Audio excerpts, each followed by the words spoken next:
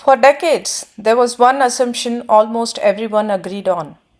No matter where you lived, no matter what was happening politically, no matter what currency you used, gold had one global price: London, New York, Zurich, Dubai, Mumbai.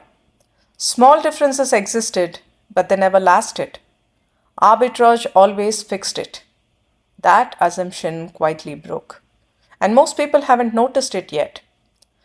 Today, I want to show you one chart that says more where the global system is heading than 1,000 headlines.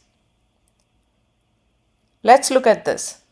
On the right side, you're seeing global spot gold, around $4,500 per ounce. On the left, you're seeing MCX gold futures in India trading closer to $5,000 per ounce. That's a $500 difference for the same ounce of gold.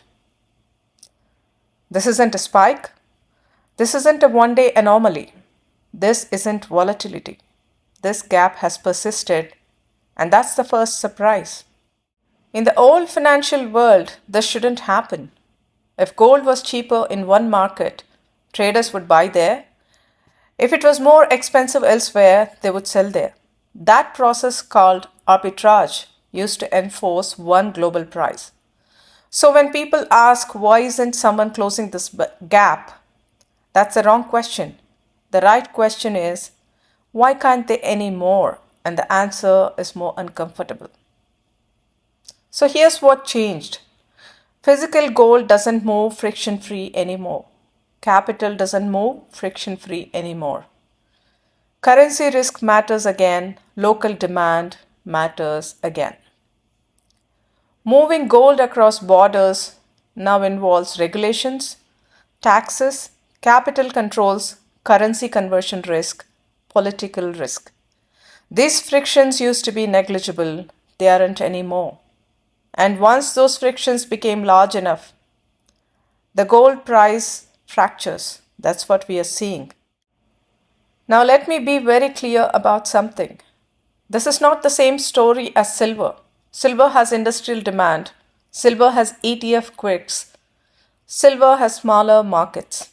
Gold doesn't get those excuses. Gold is the deepest commodity market on earth, a central bank asset, a reserve settlement instrument, and a reference price for currencies. When silver fragments, people debate. When gold fragments, systems pay attention. That's why this chart matters. What this chart is really telling us is this. We are moving from a world of global prices to a world of local price zones. Gold is no longer priced only by paper markets, futures contracts, or Western financial centers. It's increasingly priced by local demand, currency trust, capital mobility, and geopolitical positioning.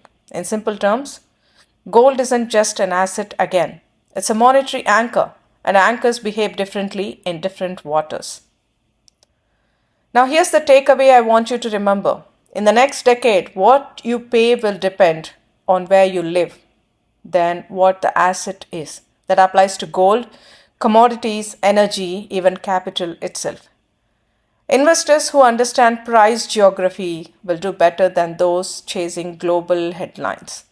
Markets aren't breaking, they're reorganizing, and gold is quietly showing us the map. This isn't about panic, it isn't about predictions, it isn't about price targets. It's about recognizing that the old assumptions no longer hold.